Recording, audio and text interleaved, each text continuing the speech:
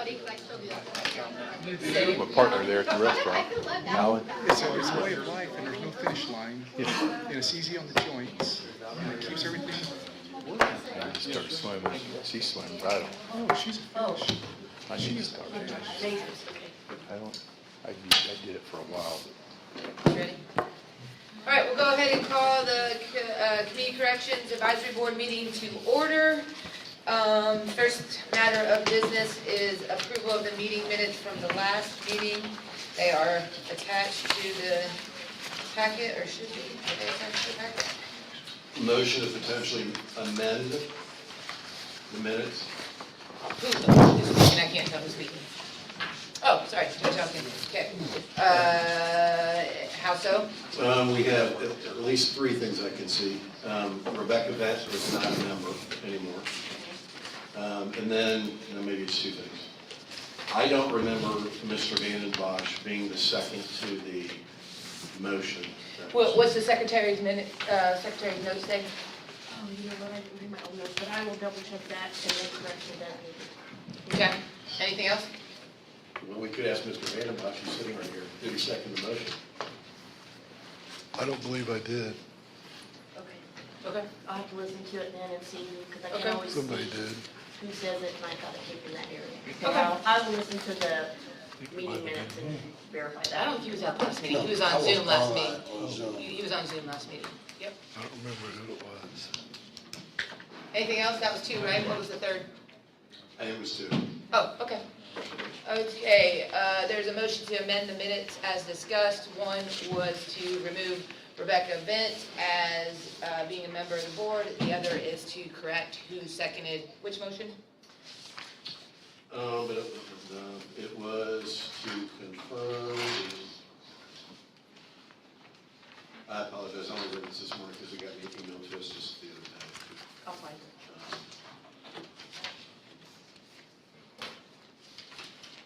There was a motion on the position of interim director. It says Judge Tate makes the motion to accept as interim director, and then Andy Vanden Bosch seconds. Who's on the And new Mr. business. Vanden Bosch, it's your recollection, you did not second that motion. That's correct. Okay. All right, so we'll correct that. Is there, well, I'll say there's a motion to amend the minutes. Move for approval. Second. Okay. All those in favor say aye. Aye. Those opposed say nay. Okay, so they'll be amended as so required, which would mean that we will not approve them till the next meeting. Okay. Yep. Next is the adult financial reports. They're good and we're on track with everything.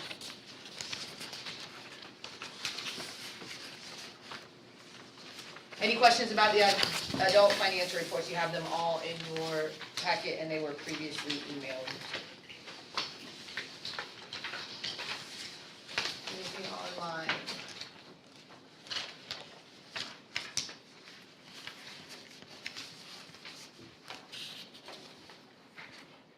Anything online?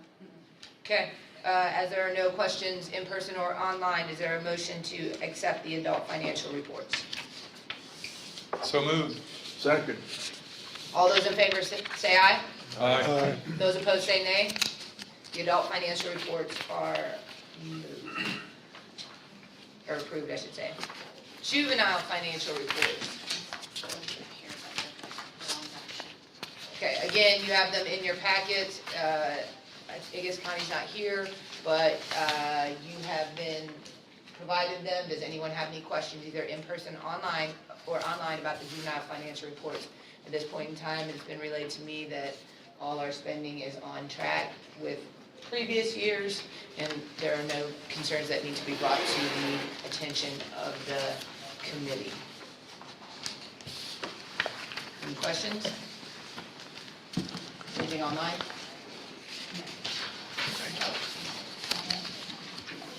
Okay. All right. With no questions, is there a motion to approve the juvenile financial reports? I'd move to approve.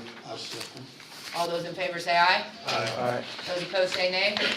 Show the juvenile financial reports approved. Is there any new business that anyone would like to bring to the attention of the board? Anything in person? Anything online? With no new business, I'll show the Community Corrections meeting adjourned and the JRAC meeting called to order. Captain Decker? Total in jail is 310 and 23 out. I'm sorry, 310, 23 out? Yes, ma'am. Okay. Anything else you want to bring to our attention? No, ma'am. I am going to bring to the board's attention what we discussed yesterday, because it may have some effect on some timing things. I didn't bring the statute number.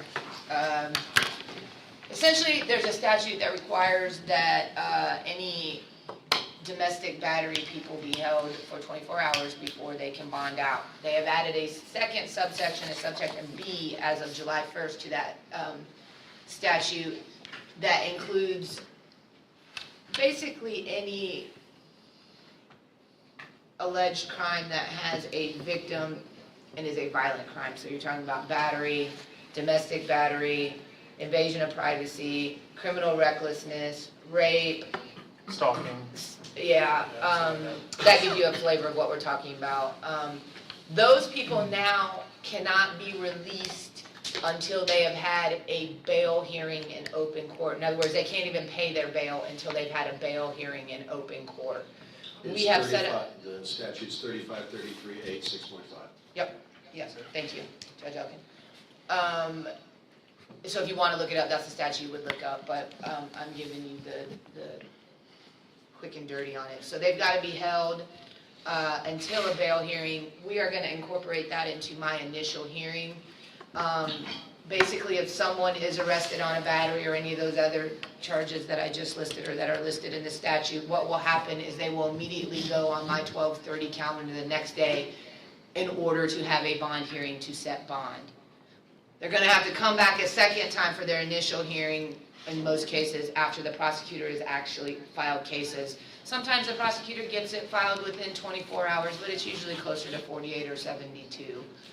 If the prosecutor does have it filed, we'll knock out everything all at once, the bond hearing and the initial hearing. If they don't, we'll bring them back later in the week once the prosecutor actually files cases. I don't think it's going to cause a huge change, other than I think you're going to see a 12 to 24 hour longer in the jail than what we've previously been doing. I think it's going to be like a work day longer in the jail. We can definitely roll with it, but that's what it's probably going to do. Any questions about that? Or I mean, there's not really anything to discuss. I just wanted to make you aware of this change. If you're gonna do a bail hearing the next day, how does that, you're just saying the ones that could won't be able to bond out immediately? They won't get a bond. They won't get a bond until they come in front of me. So how would we, Judge, how would we do like the pretrial assessment portion of it then? I mean, obviously. You're still going to do the same thing. It isn't going to change your situation. Are you going to want that before the bond hearing? Probably not. I don't know. If you have it, fine. You're not going to, because it's not going to be, I'm not going to be releasing the person to pretrial services. I'll be just doing what previously had been being done via paperwork, which is I would review it, probable cause, it's found, it's set, or in the misdemeanor case, the jail, we actually had a bond schedule that the jail automatically put bonds on those misdemeanor cases that are according to our local rules, and we won't be able to do that anymore. They basically will not get a bond. It's going to be like that everyone's a felony, and then they won't get a bond until they've been in front of me for a bond hearing. Just for the cases with victims? It's listed in the statute, I tried it, but that's essentially what it is. It's not thefts and those things, it's like batteries, criminal mischief's not on there. It's like batteries, strangulation is on there. Invasion of privacy, criminal recklessness is on there. Aggravated battery, burglary is on there. I think we've just covered all of it. How is this gonna affect the jail population? I think it'll just be maybe 24 hours the most, maybe 48 hours the most, because you're looking at maybe a weekend an individual gets arrested on a Friday, they won't be able to see the judge until Monday to have a bond, to be able to bond out. So if they had the money to bond, it just prolongs it maybe 2 days if most. Yeah, I think that's the outside. That's gonna be the weekend, the person on the Right. weekend. Right. In terms of the week, it's probably not gonna change it a whole lot. I mean, they're gonna stay in longer, it's gonna, which I think is the design, inure to the detriment of the person accused of the crime, but in terms of the community, I don't think it'll make a huge difference.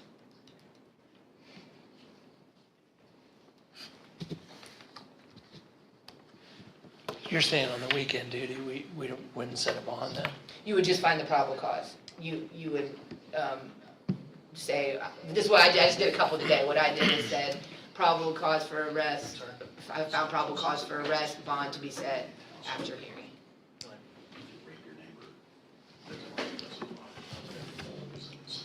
So, Your Honor, I appreciate the information, I understand it, and I'm glad for it. As far as understanding the jail population, how it's going to be affected, is this going to cause a bottleneck of X amount over the weekend, but it'll be relieved? Yeah, we kind of always First of have the that. week? Okay. We kind of always have that. What happens is, because normally we're running in a 24-hour cycle during the week, and then there's 48 hours where we don't have any cases on the weekend. So what typically happens is Monday morning, I'll get the people that were arrested Sunday night to find for probable cause. Whatever judge was on duty found Friday night and Saturday night. The prosecutor is just seeing all of that Monday morning, so they don't normally have their cases filed. They will generally get them filed on Monday, and then Tuesday is usually our biggest day, because all that comes back on, which is why I was a little late to court today. Tuesday, or to this meeting today, Tuesday is our biggest day of the week for that reason. And I don't think it's gonna change that aspect of it that much. But I'll probably spend a little longer in court, because I'll have to have those bail hearings, but I don't even think those are probably gonna take a whole long time. So on a holiday weekend, it's gonna be 72 hours. Correct. That's what it is now too. It's gonna increase workload a little bit, but I don't foresee it correctly like a lot. Where I guess you could see maybe a difference would be like, you're gonna be paying 2 more meals for all those charges. I mean, there would be a little uptick, but again, I don't have exact numbers about how many in the jail population are misdemeanor batteries, and because the felonies don't typically bond out anyway. The bonds are higher. You're going to be talking about the misdemeanor battery and domestic battery is primarily what is going to be different. Mark wants to say something. Okay. Mr. McCann has something to say. Hold on. He's only going through just a minute, you're not, that's why you have the reverb. Your sound is through here. I didn't, IT set it up. Mr. McCann, are you okay? Because you're not over the whole room. If you say what you say and then I repeat it.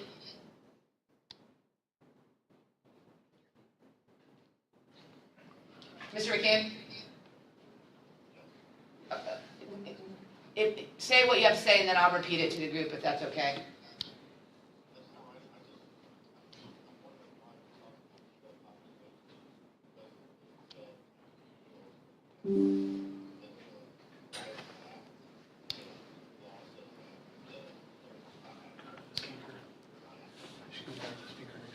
Okay, Mr. McCann had a statement wherein he is concerned about the fact that we're having a discussion about how many meals a person has had and jail population when there's a law that says the person has to be held and they need to be held. He does not think it is the right tact for this committee to take. Is that a fair assessment of what you said? Yes, you said yes. So, any further discussion on that, on Mr. McCann's point? I'd like to just say that it's not that we're disagreeing with anything as far as law goes. We're just curious about what the repercussions might be from this, so we are better informed and we can communicate to our people what's going on. It's nothing out of line, I wouldn't think. But thank you. I just have one thing to say. I think probably the reasoning behind the law is notification of victims and give them an opportunity to be heard and allow the state to be heard. So there needs to, if we're gonna reshuffle this at all, we need to make sure the state has notice and the victim has notice, an opportunity to be heard at that new bail hearing, just like we would in a regular bond reduction hearing. And so I think that's my main concern. I think the thing to bear in mind though is just, I agree with you 100%. Of course, state and PD are always aware of the 12:30 hearing. It's supposed to be a meaningful initial hearing with those people present, so they're always aware of it. In terms of victim notification, there is nothing in the statute about that, and we would still have the same constraints of having to be in front of a judge within 72 hours under the Constitution. So there is a little bit of tension between those two things, and I think we are kind of addressing both in the best way possible, make sure we obviously follow the United States Constitution and then put into effect this new statute as well.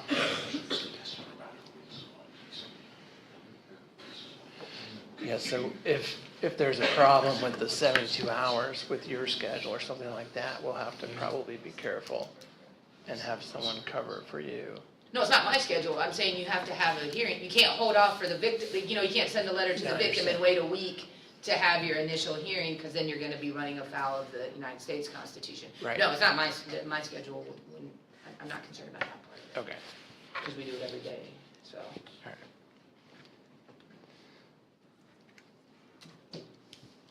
But we'll definitely let the victim assistant know we're having bond hearings on these cases, reach out to them. I mean, I think we can cover that as well. I don't know if Stephanie's here or not. I don't see her. Doesn't look like she is, yeah.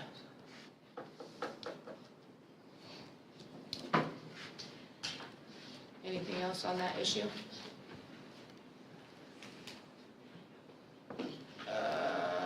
Any new business on JRAC that anyone wants to bring to the attention of the committee?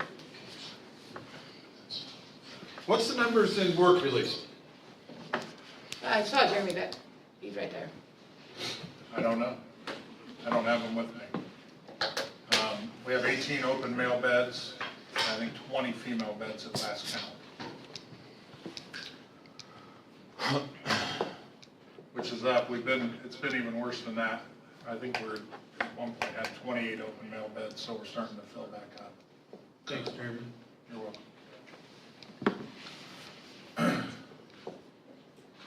How many open female beds, please? I think there's 20.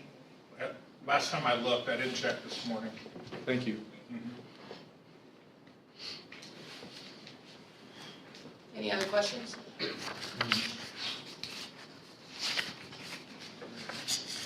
If not, I will adjourn the JRAC meeting, and we are adjourned.